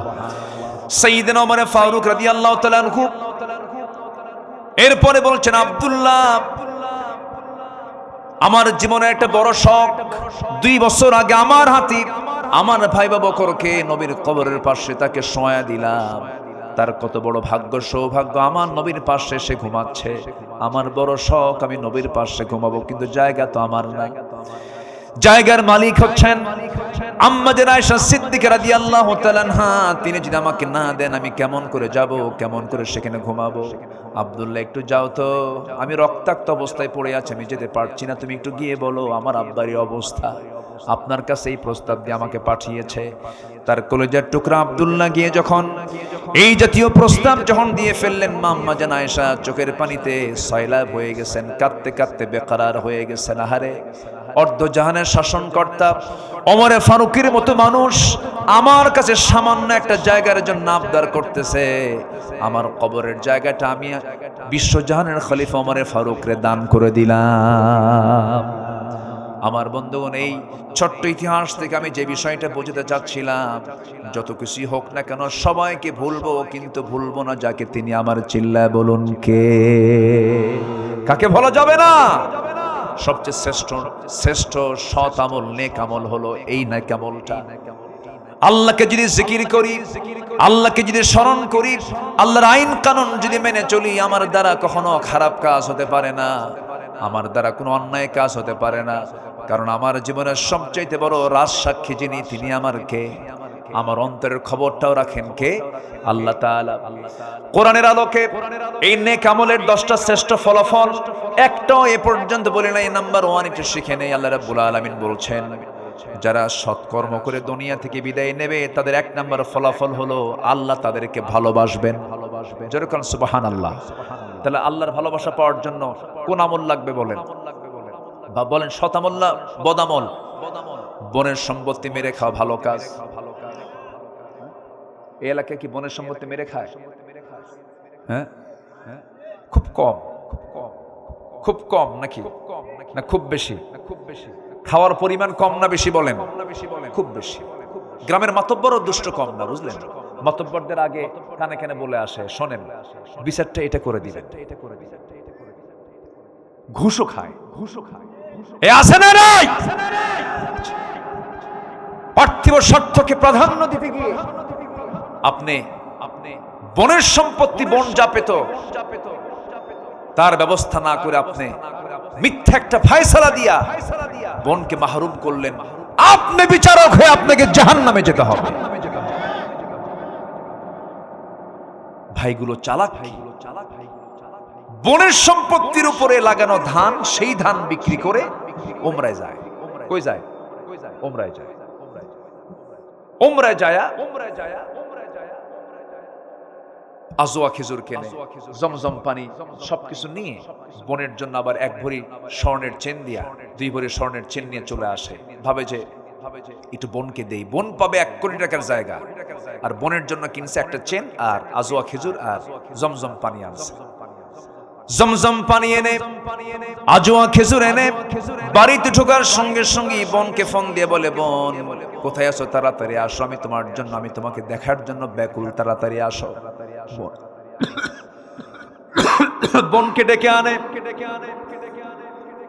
বোনকে পাশে বসায় বলে, বোন আমার, মক্কার যে জায়গায় বসেছি তোমার জন্য দোয়া করেছি, মাতাফে বসেছি দোয়া করেছি, হেরাম বেদে তোয়াফ করেছি দোয়া করেছি, মক্কায় দোয়া করলাম, মদিনায় দোয়া করলাম, তোমার জন্য এই আজওয়া খেজুর আনছি, তোমার জন্য জমজম কূপের পানি আনছি, আর সোনার মদিনা থেকে তোমার জন্য সোনার একটা চেন নিয়ে আসছি। বোন মাথাটা নিচু করে তোমাকে পড়ায় দেই। বোন তো দারুণ খুশি, ভাই আমাকে খুব ভালোবাসে। চেন টেন পড়ায় দিয়া খেজুর আর আজওয়া আর জমজম পানি খাওয়ায় দেবার পাশে বোনকে বসায় বলে, বোন একটা কথা বলবো। কি ভাই বলো? একটা কথা বলবো, রাগ করবা না তো? না, অংশ নিলে কিন্তু ধ্বংস হয়। কত বড় বদমাইশ! এতক্ষণ ধরে সে যে ওমরার প্ল্যানে গেছে ওমরা করতে, এই যাওয়া আসার মূল টার্গেট হলো কি বলেন? বোনে ফাঁকি দেওয়া। ওর হজ কবুল হবে? ওর হজ কবুল হবে, ওর উমরা কবুল হবে। একটা বিষয় মাথায় রাখবেন, যত কিছুই হোক না কেন কারো হক যেন আমার দ্বারা নষ্ট না হয়, এটা সবচাইতে খারাপ আমল, এটা যেন না হয়। এমনকি আমার কথায় যেন কেউ কষ্ট না পায়, তাহলে আমি তার হক নষ্ট করলাম। এমনকি যার জন্য আমি গীবত করছি তার হক আমি নষ্ট করে ফেললাম, আল্লাহ পাক তাকে মাফ করবেন না। মাফ করবেন কখন? যখন আপনি ওই ব্যক্তির কাছে গিয়ে বলবেন, ভাই আমি অমুক দিন তোমার নামে গীবত করছিলাম, তুমি আমারে মাফ করে দিও, আল্লাহ আপনাকে মাফ করে দিবেন। যেরকম সুবহানাল্লাহ। এই জন্য হক সম্বলিত কোন অপরাধ নিজের জীবনে বাস্তবায়ন করা যাবে না। বাপ যেদিন মারা গেছে সেই দিনই উচিত বন্ধেরকে ডাক দিয়ে বুঝায় দেওয়া, তোমরা তোমাদের অংশ নিয়ে চলে যাও। আমার এই ওয়াজের লাইনে অন্তত ভাইরা খুশি না হলো বোনরা দারুণ খুশি, হুজুর বাস্তব একটা কথা বলছে। আরো কিছু কোন ভাইরা কিছু বসে আছে নাকি? আচ্ছা, রাগ করলেন নাকি আপনারা? সুদের বিরুদ্ধে কথা বললাম, এটাও তো একটু ডিসফেভার হতে পারে। আবার বোনের সম্পদ বুঝা দিতে বললাম, নেকামল তো আজকে আমার সাবজেক্ট হচ্ছে নেকামল। তো নেকামল করতে গেলে যেটা বদামল এগুলো খুঁজে বের করার দরকার আছে না নাই? এই কথাগুলো শুধু আপনি শুনছেন না, এই কথাগুলো এখানে প্রায় অনেকগুলো চ্যানেল আসছে। এমনকি এখানে যতগুলো চ্যানেল আসছে, অনেক 2-4টে টেলিভিশনে এতগুলো চ্যানেলে এত প্রচার হবে না। এই অনুষ্ঠানটা, এই প্রোগ্রামটা হয়তো আগামী 3-4 দিনের মধ্যে কোটি কোটি মানুষের কাছে আমার এই আলোচনাগুলো চলে যাবে। সম্মানিত ভাইয়েরা, নেক আমল আমার আপনার জন্য সবচাইতে বড় পুঁজি। এই পুঁজিটা আমরা অবশ্যই মরার আগে কামাই করব না মরার পরে? মরার আগে। আমার বন্ধুগণ, নেক আমল করলে কি হবে? 1 নাম্বার, আমরা আল্লাহর ভালোবাসার প্রিয় পাত্র হয়ে যাব। মহান রব্বুল আলামিন সুন্দর করে বলছেন, ওয়া আনফিকু ফি সাবিলিল্লাহ ওয়া লা তুলকু বিআইদিকুম ইলাত তাহলুকা ওয়া আহসিনু ইন্নাল্লাহা ইউহিব্বুল মুহসিনিন। জোরে বলুন আল্লাহু আকবার। 2-1 করে লোক উঠতেছেন আমাকে না বলে, হ্যাঁ আমি কি করব? দোয়া করে দেব নাকি? যে যাচ্ছেন কেন? রাত হয়ে গেছে বেশি, একটু বসেন। আমি সবার কাছে করজোরে মিনতি জানাই, একদম বিনীত সুরে আমি বলতে চাই, দয়া করে আর কেউ উঠবেন না। আপনি ওঠা মানে কি জানেন? মাহফিলের শৃঙ্খলা কি রক্ষা হলো না ভঙ্গ হলো? ভঙ্গ হয়ে গেল। এটা কিন্তু খেলাফ, আদবের খেলাফ। আমি যোগ্য কেউ না, আমি নিজেকে খুব আমি মনে করি আমি অযোগ্য, আমার সেই যোগ্যতা নাই, নগণ্য হলাম আমি আল্লাহ। কিন্তু আমাকে আপনারা চেয়ারে বসায় দিয়েছেন, তাহলে আমি এই মঞ্চে বসে আছি, আমি কথা বলছি। বলুন তো উচিত কার আগে ওঠা? আপনার আগে ওঠা না আমার আগে ওঠা? বলেন তো। আমার আগে উঠতে হবে। আমি যখন উঠবো তখন আপনি উঠবেন, এটা হচ্ছে আদব। এটা কি বলেন তো? আদব। শিক্ষক যদি রুমে ক্লাসেই থাকে আর ছাত্র যদি না বলে দৌড় মারে, এটা কি ভালো ছাত্রের অভ্যাস? বলেন তো এটা কি? একটু বসেন না, কত সময় কত দিকে চলে যায়। একটু বসি আমরা, কষ্ট পেলেন মনে হয় কথায়, একটু বসেন। আর আধা ঘন্টা না হয় 1 ঘন্টা, এই তো কত সময় এদিক সেদিক চলে যায়। এতগুলো কথা বলা লাগতো না যদি আগে ভাগে ওঠা যেত। একটু রাত হয়েছে, একটু ধৈর্য ধরেন আর একটু সময় আমি জাস্ট শুধু আপনারা থাকলে আমি কথাগুলো বলতে পারবো, আর এই কথাগুলো কোটি কোটি মানুষ জানবে। একটু আপনার সহযোগিতা চাচ্ছি, একটু বসুন।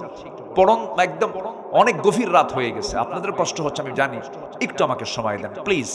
আমি আর এই ব্যাপারে আর জোর দাবি করব না, আশা করি আমার কথাটা আপনারা শুনবেন ইনশাআল্লাহ।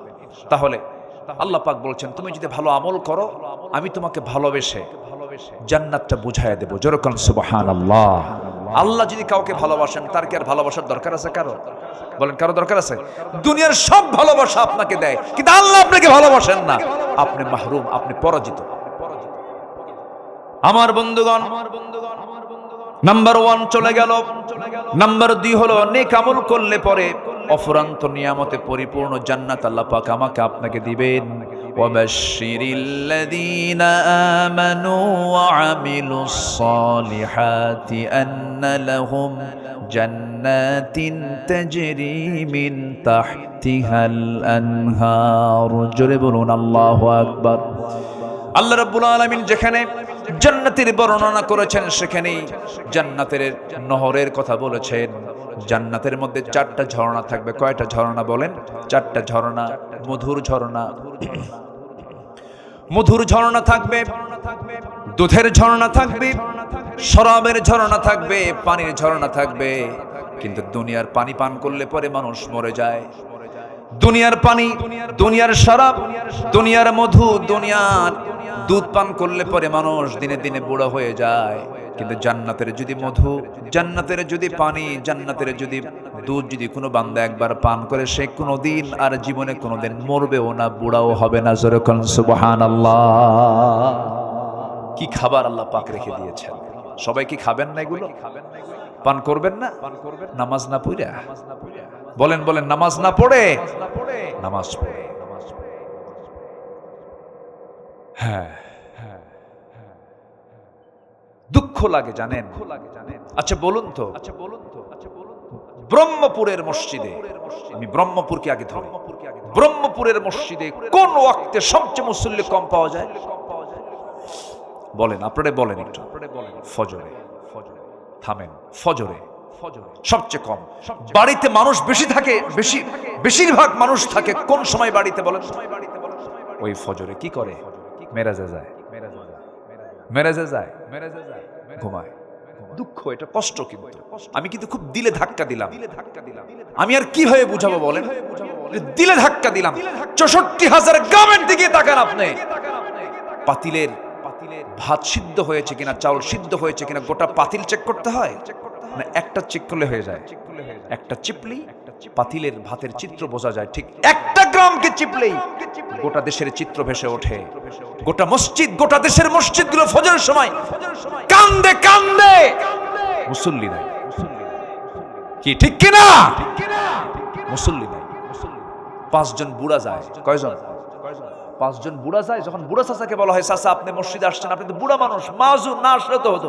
বাবা আমিও আসতাম না, বুড়ি নাই তো এই জন্য আসছে। বাস্তব, এটা বাস্তব, বাস্তব।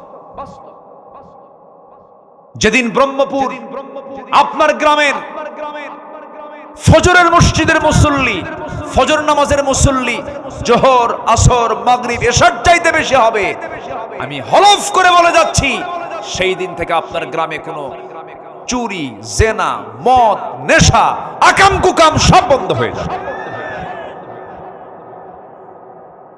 তাহলে একটা ডিউটি আমরা আজকে এখান থেকে নিয়ে যাই, সেটা হলো গ্রামে ফজরের মসজিদ আমরা মুসল্লি দিয়ে মসজিদ ভরায় ফেলব। সিদ্ধান্ত কি নেওয়া যায়? সিদ্ধান্ত কি নেওয়া যায়? আপনার গ্রাম ফজরের মসজিদে, আপনার গ্রামের মসজিদ ফজরে মুসল্লিতে ভরে যাক। সবাই কি চান? কারা কারা চান? কারা কারা চান?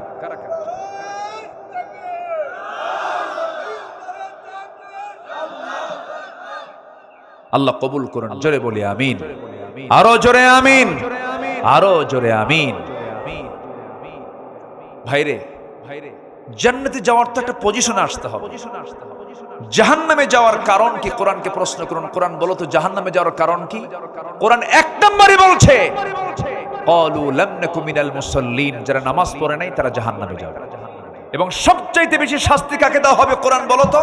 আল্লাহ বলছেন ফাখালাফা মিন বা'দিহিম খালফুন আদাউস সালাহ, যে ব্যক্তি নামাজকে নষ্ট করবে আমি সবচাইতে বেশি শাস্তি আমি তাকে জাহান্নামের মধ্যে দেব। নামাজ কার হক? আসতে বলবেন না, কার হক? এই নামাজ। আজকে আমার দেশে মাত্র 5% মানুষ নামাজ পড়ে। এই 5% থাকতো না যদি নামাজ রাষ্ট্রীয় পর্যায়ে কায়েম হয়ে যেত, নামাজি হতো 95%। অতএব সেই নামাজ রাষ্ট্রীয় পর্যায়ে কায়েম হোক। সবাইকে চান? চান কারা কারা? হাত উঁচু করে দেখান মুসলমান।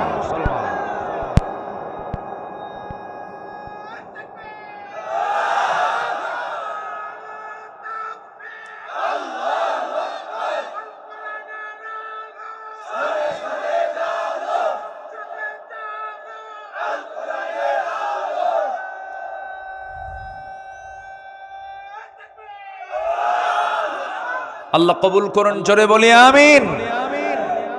নামাজ পড়তে হবে। আমরা জানি আমরা আমাদের আমল নিয়ে জান্নাত পাবো না, কিন্তু একটা লেভেল তো আছে। নামাজই পড়ে না বান্দা, আল্লাহ তাকে মাফ করবে কেমনে বলেন? বউটাকে নিয়ে গোটা দুনিয়া দেখায়, হুন্ডায় তোলে। আসেন এরকম কিছু বদমাইশ আছে না? বদমাইশ আছে না? নিজের বউ এমন ভাবে সাজায়, মাথা থেকে পা পর্যন্ত, মাথার চুল লাল, ঠোঁটের লিপস্টিক দিয়া লাল, শাড়ি একখান লাল, R15 হুন্ডায় তুললো। আবার ছেলের মাথার চুল কেমন জানেন? এইদিকে চুল নাই, পিছনে চুল নাই, মাথার উপরে দক্ষিণ তালপট্টির দ্বীপ। এই ডিজাইন পাইছো কোথায় বাবা? বলে যে বুঝবেন না হুজুর, এগুলো আধুনিক হালচাল। কার ডিজাইন? কে মেসি, তুমি কি নেইমার, তুমি কি কুত্তা। মাথার চুল ঠিক আছে না? হাতে একখান বালাও পরে, কানের দুলও পরে, কোমরে বেল্টের তালা, প্যান্ট এমন পরে টান মারলি খুলে পড়ে। নাভির উপরে হচ্ছে প্যান্ট পরার নিয়ম, সেই নাভির নিচে, এত নিচে সীমান্ত বর্ডার, যে কোনো মুহূর্তে অ্যাক্সিডেন্ট ঘটতে পারে। এই হচ্ছে প্যান্টের দশা। আর প্যান্ট নতুন কিনে আনে হাঁটু ফাটা। কি ফাটা? হাঁটু ফাটা। আচ্ছা বলেন তো, মানে ফাটা প্যান্টের দাম বেশি না ভালো প্যান্টের দাম বেশি? ফাটা প্যান্টের দাম ৮,০০০ আর ভালো প্যান্টের দাম ৮০০ টাকা।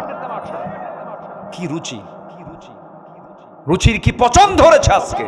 যা দিয়ে নামাজি হবে না সেই প্যান্ট পরে। রাগ করতেছেন নাকি যুবকরা?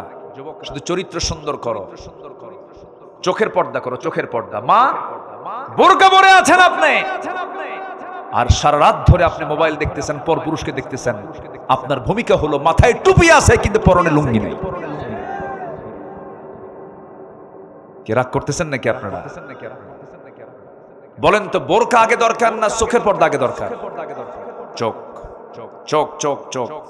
এই দুনিয়ার সবচেয়ে এখন বড় গুনাহ কি দিয়া বলেন? গোটা দুনিয়ার মানুষ এখন কিসের দিকে তাকায় আছে? স্মার্টফোনের দিকে। গুনাহ করাচ্ছে। ফোন যদি আপনাকে চালায়, আপনার ফোন ব্যবহার করা হারাম। আপনি ফোনকে চালাবেন জায়েজ, কিন্তু ফোন আপনাকে চালায়, ওই ফোন ব্যবহার করার দরকারই নাই। কি আমার কথায় কি একমত? আপনারা একমত? এই কথা কি বলার দরকার আছে? যুবকরা, এগুলো করো না। তুমি লুকায় লুকায় কি করো? কেউ দেখে না। কে দেখেন? আল্লাহ দেখেন। তুমি ভাবতেছো আমি লুকায় লুকায় দেখতেছি। পর্নোগ্রাফিতে আসক্ত হইও না, তোমার ফ্রন্টাল সেলগুলো সব নষ্ট হয়ে যাবে, যৌবন ধ্বংস হয়ে যাবে। বাস্তবতার সঙ্গে এগুলোর কোনো মিল নাই, এগুলোর দিকে যাবা না। আমার বন্ধুগণ, ছোট্ট ছোট্ট বাচ্চাদের হাতে মোবাইল দিয়ে দেয় মা, গেমস গুলো দেখায়, খেলাগুলো দেখায় আর খাওয়ায়। এই ফোন কত ধ্বংস করে দিয়েছে পরিবার। কার বউ কে নিয়ে শুয়ে থাকে? কি ঠিক কিনা বলেন? লাইন ধরবো একটা, কার লাইন? আর মোবাইলের মধ্যে কত Line, Messenger, imo Line, WhatsApp, Viber, Instagram, Kurigram. কি ঠিক আছে না? সব লাইন বাদ, আল্লাহর লাইনকে ধরতে হবে। আকাম কুকাম করা যাবে না। বিয়ের প্রয়োজন হয়ে যাবে, জেনার কাছে যেও না, পিছন ধরে দরজা দিয়ে যাও না, লুকালুকি কোনো কিছু করতে যেও না। বিয়ের প্রয়োজন সুন্দর করে বলে ফেলো, বিয়ের প্রস্তাব দিয়ে দাও, আব্বাকে বলো আব্বা বিয়ে করাও। কিন্তু কিছু কিছু বেকুব বাপ আছে, নিজের পায়ে দাঁড়া। এই এখানে জোরে কে কইলো? ওর বিয়ে করা দরকার তাড়াতাড়ি। কি ঠিক কিনা? বাপরা বোঝে না, মারা বোঝে না বিয়ে যে কত বড় জরুরি জিনিস। যে যুবক, যে সন্তানটা আপনার বুকটা উঁচু করে বলে, মুখ খুলে বলে বিয়ে করাও, এটা অত্যন্ত চরিত্র ভালো লক্ষণ। আর যে যুবক আছে কিন্তু বিয়ের কথা কয় না, ও তো বাইপাস মারে, ও তো আকাম কুকাম করে বেড়ায়। কি ঠিক আছে কিনা? যুবকরা সময় হলে বিয়ে করে ফেলবা। আব্বা আম্মাকে বলবা যে আল্লাহ চালাবে। কে চালাবেন? আল্লাহ চালাবে। আল্লাহ চালাবেন। আল্লাহ চালান তো, আল্লাহ চালান না? আল্লাহ চালান না? বিয়ে করে কি খাওয়াবো? বউ তো হাতি। একজনেরটা দুজন ভাগ করে খাবেন, একজনেরটা দুজন ভাগ করে খাবেন। হাদিস আছে না নাই? হাদিস আছে না নাই? একটু মনোযোগ দিয়ে কথাগুলো শোনেন, রাখেন, একটু কান লাগাবেন। আমার নবীজি বিয়ের পক্ষে ছিলেন, বিয়েটাকে সহজ করেছেন রাসূল। আমার নবীজি বিয়েটাকে এত সহজ করে দিয়েছেন। কালো সাহাবী, কি সাহাবী বলেন? কালো সাহাবী। এই কালো সাহাবী নবীর কাছে এসে বলছেন, ইয়া রাসূলুল্লাহ, আমার কি বিয়ে হবে না? রাসূল বলেন, কেন? বহু মেয়ে দেখলাম, বিয়ে হয় না। রাসূল বলছেন তোমার বিয়ের দায়িত্ব আমি নিলাম। হুজুর কে? ইবনে ওহাবের মেয়ে আছে, চলে যাও, আমার প্রস্তাব দিয়ে দাও। রাসূল বললেন, সাহাবী বলছেন না আমি একা যাব না, আমি এমনি এমনি যাব না, দলিল করে দেন। আমার নবীর কাছ থেকে একটা চিঠি লিখিত করে না হলো। এই চিঠিখানা নিয়ে মেয়ের বাবার কাছে গিয়ে বলছে, এ মেয়ের বাপ ইবনে ওহাব, এই চিঠিখানা পড়ো, তাড়াতাড়ি ব্যবস্থা করো। দেখছেন কি অবস্থা। মেয়ের বাবা চিঠিখানা পড়লেন, রাসূল চিঠি পাঠিয়েছেন, সম্মানজনক চিঠি, খুব খুশি হয়ে গেলেন। খুশি হয়ে এবার বলছেন, শোনো, আমার মেয়ের কাছে আগে প্রস্তাবটা দেব, আমার মেয়ে যদি পছন্দ করে হয়ে যাবে। এই কথা শুনে, এই কথা বলেই ভিতরে চলে গেছেন। মেয়েটা পাশে দেওয়াল ঘেঁষে ঘেঁষে সব কথা শুনে নিয়েছে। এবার বলছে, মা তোমার জন্য বিয়ের প্রস্তাব এসেছে, যদি পছন্দ হয় বিয়ে হয়ে যাবে, কিন্তু ছেলেটা কিন্তু কালো। মেয়েটা কাঁদতেছে। এবার বলছে, মা তুমি যেহেতু কাঁদতেছো, বিয়ে দেব না। আব্বা বুঝতে ভুল করেছেন, নবী যাকে পছন্দ করেছেন সেই পুরুষটাই হবে আমার স্বামী। ওই মহিলাটা দারুণ সুন্দরী ছিলেন, কিন্তু কালো ছেলে রাসূল পাঠায়া দিয়েছেন, তিনি তাকেই পছন্দ করে ফেলেছেন। আজকের সমাজে কিছু মহিলা আছে, একটু সুন্দর চেহারা হলে পরে, স্বামী একটু কালো হলে পরে দামাক কম না বেশি? আজ থেকে দামাক কম না বেশি? একটু কিছু লাগলেই বলে যে তুমি একটু আয়নায় চেহারা দেখো, আমার সঙ্গে তোমার যে বিয়ে হয়েছে তোমার 14 গোষ্ঠীর কপাল। আছে কিনা? আছে কিনা? আবার কিছু পুরুষ আছে, বউটা একটু কালো হয়ে গেছে, মনটা খারাপ, নতুন বিয়া করছে, 3 দিন মাত্র বয়স, 4তম দিনে বাচ্চার মতো কান্দে। কান্দিস কেন? সুমনের বউ দেখতে কত সুন্দর, আমার একটা বউ হলো, দেখেন নজর গেছে সুমনের বউয়ের দিকে। আপনার বউ কখনো সুন্দর হবে না যদি আপনার নজর যদি অন্যদিকে যায়। আর আপনার নজর যদি আপনি ঠিক রাখেন, আপনার বউ হবে পৃথিবীর সবচাইতে সুন্দরী নারী। আমার মায়েরা খুব খুশি, ভালো করে রাখেন, ওদের সব নজর ঠিক নেই, নজর ঠিক। আমরা চোখটাকে ঠিক রাখবো। জোরে বলি ইনশাআল্লাহ, আর জোরে বলি ইনশাআল্লাহ। কষ্ট পাচ্ছেন মনে হয়? আমার নবীজির প্রিয় সাহাবী বাইরে দাঁড়ায় আছে, মীর বাপ এসে বলতেছে, এই সাদ, তোমার কপাল খুলে গেছে, আমার মেয়ে রাজি, আমিও রাজি। আবু সাদ সালমি বলছেন, আমিও তো রাজি। নবীর কাছে গিয়ে বলছে, হুজুর আজকে সফল, সব কিছু ওকে, বিয়েটা পড়ায় দেন। কে টাকা আছে? না তো। টাকা না থাকলে বিয়ে করবা কেমনে? হুজুর টাকার দায়িত্ব দিলে আমার বিয়ে হবে না, অতএব সব যখন আপনি খুলেন, টাকাটা আপনি দেন, বিয়ে আমি করি। যেরকম সুবহানাল্লাহ। চিন্তা করে দেখেন, রাসূল বিয়েটাকে কত ইজি করে দিয়েছে। নিজের মেয়ে ফাতিমা, বিশ্বনবী রাষ্ট্রনায়ক মুহাম্মদ সাল্লাল্লাহু আলাইহি ওয়াসাল্লাম তার নিজের মেয়েকে বিয়ে দিচ্ছেন। একটা জামাই ছিল ধনী, কে বলেন তো?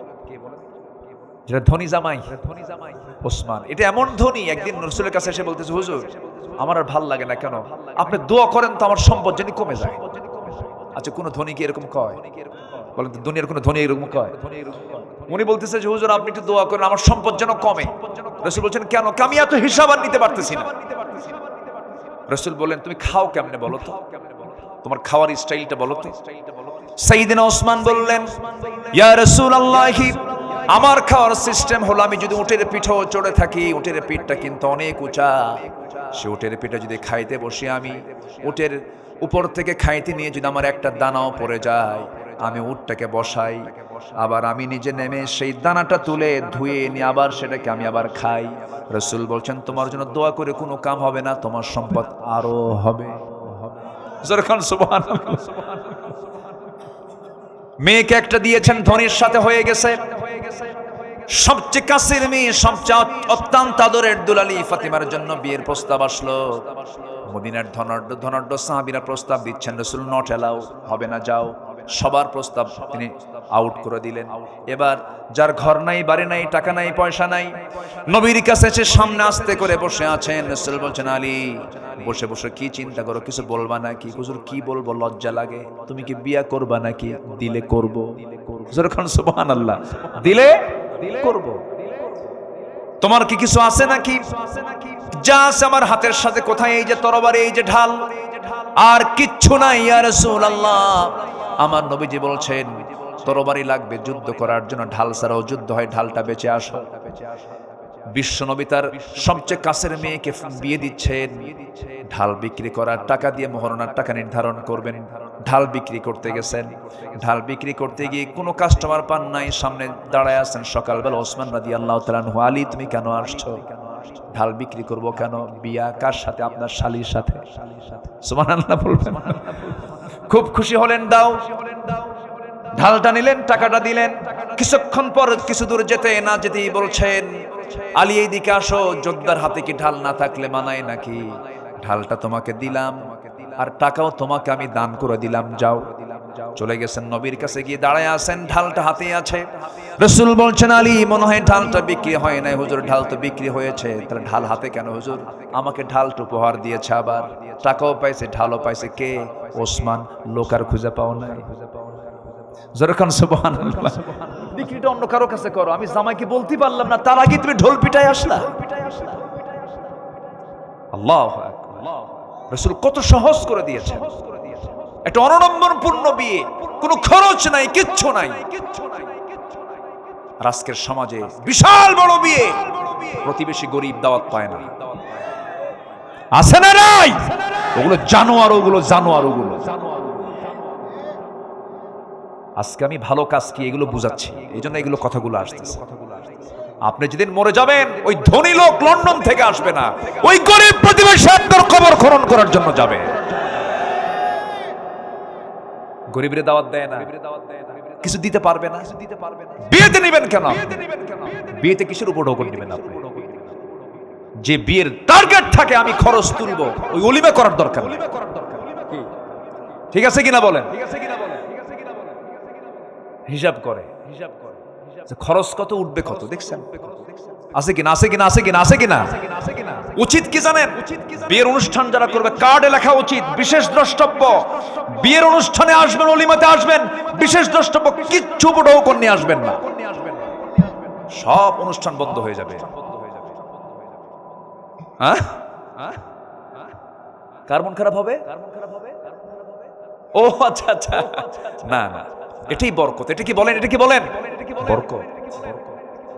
রাগ করতেছেন নাকি আপনারা? আলোচনা চালাই, কষ্ট হচ্ছে নাকি আপনাদের? ওমর কি বলে, আমার নবীজির সামনে আলী বলছেন, আলী বিয়ে হয়ে যাবে। ভিতরে গিয়ে বলছেন, মা আমি একটা ছেলে ঠিক করছি, তুমি কি পছন্দ করো? আপনার পছন্দে আমার পছন্দ। আল্লাহু আকবার বলেন। আর এখনকার মেয়ের বাপরা বলতে পারে, কাব্বা তুমি বোঝো কিছু? ছেলে কি করে? মুখে দাঁড়িয়ে আছে, বাবা শিক্ষিত, ভালো, পরহেজগার, নামাজ পড়ে। কাব্বা দাঁড়িয়ে আছে, ও তো চাচা। হিসাব ক্লিয়ার। কাকে পছন্দ মা বলো? কাব্য। ওই জায়গায় একটা ছেলে আছে, মাথার চুলগুলো খুব সুন্দর, কি সুন্দর স্টাইলিস্ট, খুব ভালো। কেমন? ওই যে ওই মার্কা চুল, হাঁটু ফাটা প্যান্ট। আব্বা মাঝে মাঝে একটু বোতল খায়, বোতল আছে না নাই? ইয়াবাখোর, গাঁজাখোরকে পছন্দ হয়, ঠিক কিনা? যুবকরা চরিত্র সুন্দর করো, ভালো বউ পাবা। আর চরিত্র কুত্তার মতো করবা, জানোয়ার একটা আসবে তোমার কাছে। রাগ করতেছো? এগুলি দরকার কথা, এগুলি প্রয়োজন। জীবনটাকে সুন্দর করে সাজাবো, জোরে বলি ইনশাআল্লাহ। নবীজি মেয়েকে বিয়ে দিলেন, বিয়ে দিয়ে বলছেন, মা স্বামীর ঘরে যাচ্ছ, মৃত্যুর দিন পর্যন্ত একটা নালিশ যেন আমার কানে না আসে, যাও। আর এখনকার মেয়ের বাপরা কি কয়? তুই যা, কিছু হলে খেলে ফোন দিবি, খাইয়া ফালাবো।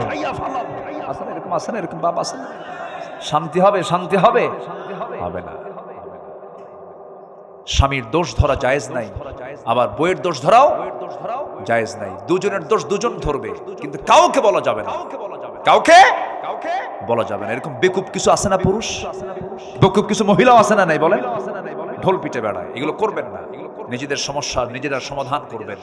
আপনি এবং স্ত্রী, আপনার দুজন একটা পৃথিবী, একটা পৃথিবী সুন্দর করে মিলায়া নিবেন। আলহামদুলিল্লাহ বলেন। ওমর ফাতিমা রাদিয়াল্লাহু নামাজ পড়ছেন একদিন নবীর সামনে বসে বসে। রাসূল বলছেন, ফাতিমা বসে বসে নামাজ পড়ো কেন? কম বয়সী? কাব্বা আপনি না বলেছেন স্বামীর বিরুদ্ধে কোনো নালিশ দেওয়া যাবে না? আমার জামাটার পিছনে ছেঁড়া তালিযুক্ত, আপনি যদি দেখেন আপনার মন খারাপ হতে পারে। এই জন্য বসে বসে তালি দেখাবো না, এই জন্য বসে বসে নামাজ পড়তেছে। আল্লাহ তুমি আমার এলাকার মাদেরকে কবুল করো। জোরে বলি আল্লাহুম্মা আমিন। আমার মা বোনদেরকে দাদির মতো বানায় দাও। আমার দাদিরা ভালোই ছিল তো, আমার দাদিরা ভালো ছিল না? আমার দাদিরা ঘুম থেকে উঠতো ফজরে, আর এখন ভাবিরা ওঠে ঘুম থেকে 11টার দিকে। সব উল্টা পাল্টা, সারা রাত ধরে ওই যে কি দেখে। আমার বন্ধুগণ, ওই সাহাবী নবীর কাছে আসলেন। রাসূল বলছেন, সাদ চিন্তা করো না, তোমার বিয়ের ব্যবস্থা হয়ে যাচ্ছে, তোমার বিয়ের সব ফয়সালা করে দিচ্ছি আমি। 200, 400 দিরহাম দুজন সাহাবীর কাছ থেকে নিয়ে বলেন, বাজার করে আসো। বাজার করতে গেছেন, বাজার করা শুরু করেছেন, এমন সময় তার কানে সংবাদ আসলো, সাদ তুমি বিয়ের বাজার করতে আসছে, তুমি কি জানো যুদ্ধের ডাক কিন্তু আসছে। সঙ্গে সঙ্গে সাদ করলেন কি, বিয়ের বাজার বন্ধ করে তিনি যুদ্ধের বাজার করলেন, ঘোড়া কিনলেন, তরবারি কিনলেন, যুদ্ধে চলে গেলেন, শাহাদত বরণ করলেন। বিয়ার হলো না। নবীর কানে সংবাদ আসলো, হুজুর সাদ তো দুনিয়াতে নাই। কোন সাদ? যে সাদের বিয়ের কথা গতকালকে ছিল। আমার নবীজি দৌড় মেরে চলে এসে তার লাশটা দেখলেন। মস্তকটা সিটকে পড়ে আছে, চুলগুলো লম্বা লম্বা, রক্তাক্ত চেহারা হয়ে আছে। রাসূল তার দিকে তাকায়, একবার হাসেন একবার কাঁদেন। সাহাবীরা বলছেন, হুজুর আপনি এমন করছেন কেন?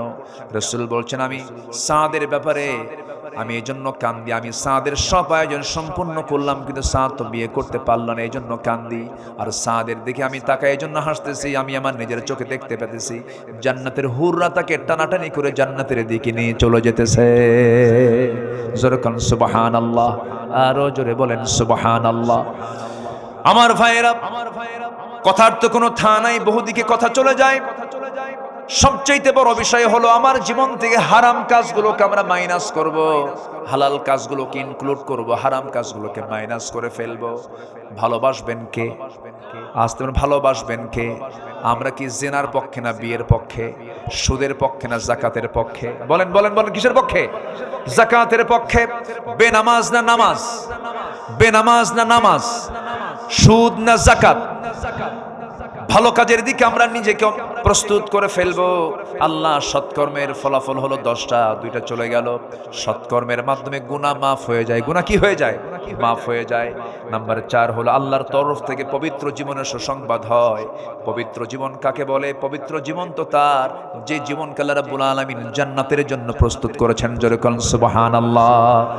মান আমিলা সালিহাম মিন যাকারিন আও উনসা وهو مؤمن فلنحيينه حياة طيبة। জোরে বলুন আল্লাহু আকবার। নাম্বার 5 হলো মহান আল্লাহর রহমত প্রাপ্তির সুসংবাদ। নেক আমল করলে পরে আল্লাহ পাক রহমত দিয়ে ধন্য করবেন। আমরা কি হিসাব দিয়ে জান্নাত পাবো নাকি? হিসাব দিয়ে জান্নাত পাবো? রহমত দরকার কার? কার রহমত দরকার? আল্লাহর রহমত দরকার। একটা ছোট্ট ইতিহাস মনে পড়ে গেল আমার নবী। ইতিহাসটা সাহাবায়ে কেরামের সামনে একদিন বলছিলেন। সাহাবীদেরকে বলেন, ও সাহাবীরা বলবো নাকি? হুজুর বলেন। রাসূল বলছেন, বনি ইসরাইল যুগে 3 যুবক তারা কোন এক সফরে বের হলো। হঠাৎ করে তাদের সামনে বিশাল বড় ঝড় শুরু হয়ে গেল। সেই ঝড়ের কবলে পড়ে গেছেন এই 3 যুবক। পাহাড়ি এক গর্তের মধ্যে গিয়ে তারা আশ্রয় নিল। পাহাড়ি ঢলটা এত তীব্র থেকে তীব্রতর হলো যে উপর থেকে একটা বড় পাথর এসে ওই গুহার মুখে আটকে গেল। গুহার মুখে আটকার সঙ্গে সঙ্গে পাথরটা এত বড়, নড়ার কোনো কায়দা নাই, মরা ছাড়া কোনো উপায় নাই। ওই সময় 3 যুবক আল্লাহর দরবারে 3 দিক হয়ে রোনাজারি করতে করতে বেকারার হয়ে যাচ্ছেন। রাসূল বললেন, এক যুবক দোয়া করে, আল্লাহ আমার কাছে একজন লেবার কাজ করতে এসেছিল সকাল থেকে সন্ধ্যা পর্যন্ত, কিন্তু আমি তাকে তার পেমেন্টটা দিতে পারি নাই। বহুদিন পরে সে আমার কাছে আসলো, আমি তার টাকাটা আমি ফেলে রাখি নাই, তার টাকা দিয়ে একটা ছাগল কিনেছি। ছাগল পাল হয়ে গেছে।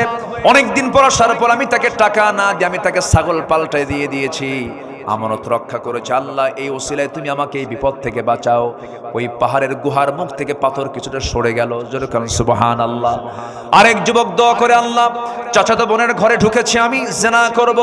চাচাতো বোন আমাকে প্রস্তাব দিয়েছে, আমি তার প্রস্তাবের সম্মতি দিয়েছি, কিন্তু হঠাৎ করে চাচাতো বোনের আমি যখন রুমে ঢুকে তার 2 উরুর মাঝখানে বসেছি, জিনা করব। এমন সময় বোনটা আমাকে স্মরণ করে দিল, ও ভাই জিনার কাজে লিপ্ত হয়েও না, আল্লাহ কিন্তু দেখছেন। ওই মুহূর্ত থেকে চট করে আমি বের হয়ে আসছি, তোমার ভয় জিনার কাছে যাই না, আল্লাহ তুমি আমাকে মাফ করে দাও। পাহাড়ের মুখ থেকে পাথরটা আরেকটু সরে গেল। আরেকজন যুবক দোয়া করছে, আল্লাহ কোন জীবনে তেমন ভালো কাজ করতে পারে নাই, তবে এক রাতে বাড়িতে আসলাম গভীর রাতে, বউটা আমার জন্য গরম এক গ্লাস দুধ দিল। সেই দুধের জন্য আমার মেয়েটাও পাগল হয়ে গেল, সে খাবে। আমি খেলাম না, আমার মেয়েকেও খাইতে দিলাম না।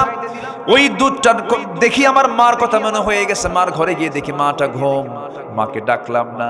শেষ রাত্রে মা যখন জেগে গেছে, দুধটা গরম করে বললাম, মা তোমার জন্য দুধ এনেছি, তুমি দুধ খাও। আমি না খেয়ে আমার সন্তানকে না খাওয়ায়া আমি আমার মাকে খাওয়ায়া দিয়েছি, মাকে প্রাধান্য দিয়েছি। আল্লাহ, এই বিপদ থেকে আল্লাহ তুমি আমাদেরকে বাঁচাও। এই তিন যুবকের এই প্রার্থনা আল্লাহ রাব্বুল আলামিন মঞ্জুর করে নিয়া সেই পাহাড়ের মুখ থেকে পাথরটা সরায়া দিয়ে এই মৃত্যুর হাত থেকে তাদেরকে রেহাই দিয়ে দিলেন। জোরকান সুবহানাল্লাহ। কয়টা শিক্ষা বলেন? তিনটা নেক আমল, একটা হচ্ছে আমানত, একটা কি বলেন? আমানত। নাম্বার 2 হলো পিতামাতার খেদমত। বাপ বড় না মা বড়? হ্যাঁ, কার দাম বেশি? বাপের দাম বেশি না মায়ের দাম বেশি? ভালো করে কোন। বাপ মা নামাজে দাঁড়াইছে, ইমামকে আর মুসল্লিকে? ইমাম কি হবে? তাহলে বাপ ইমাম, এখানে তাহলে বাপ আগে। বিচার হবে ছেলে মেয়ে বিষয় নিয়ে, বিচার হবে বাড়িতে, বৈঠক পারিবারিক। বিচারের চেয়ারে বসবে কে? বাবা বিচারের চেয়ারে বসবে, বাবা ইমাম হবে। তাহলে কে বড়? হ্যাঁ, এখন বাপ হয়ে গেছে আবার। বলেন কে বড়? বাপ বড়। বুঝতে ভুল। আমরা বাপ না, আমার বাপ তো আমাদের পক্ষে কথা বলবো না কেন আমরা? বলেন কে বড়? কে বড়? না, বাপ বড়। আবার কয় মা?